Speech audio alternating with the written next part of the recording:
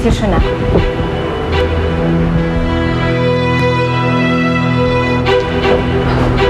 Helen, alam mo ang ugali ni na Gwyneth at Cecil. Bakit sa tingin mo masaya ang bata doon? Si Nino? Hindi. Pag walang camera, wala silang pakialam sa bata. Tama na. Makakaalis ka na. Gabi-gabi umiiyak ang bata. Alam ko kasi akong nagde-decide kung anong ipapalabas sa TV. Hindi maganda to para kina Gwyneth. Kaya, pinapatanggal ko. Pinapa-edit. Helen, naaawa lang ako sa bata. Tama na. Umalis ka na. Ikaw ang bahala.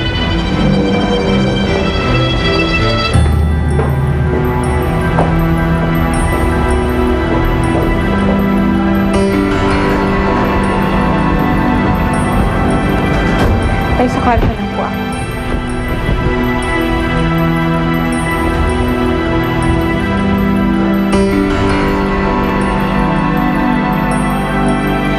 Oh, anak.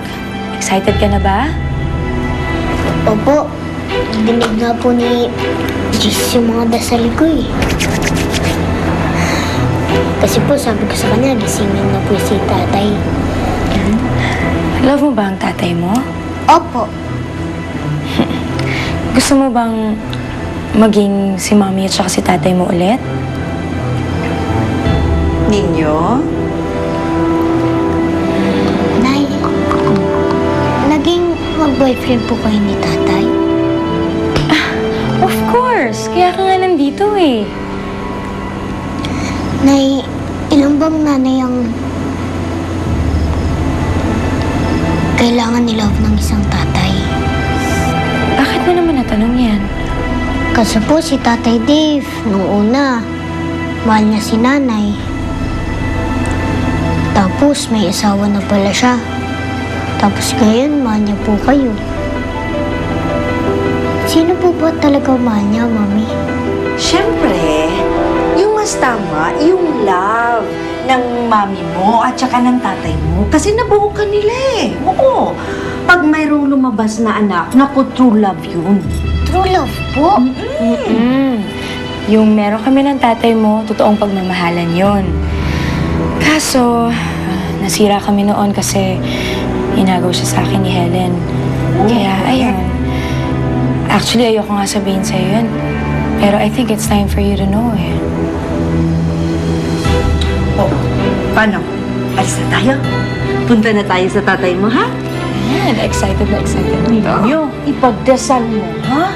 Na magbalik ang love ng tatay mo sa mami ko. Ha? Okay, let's go.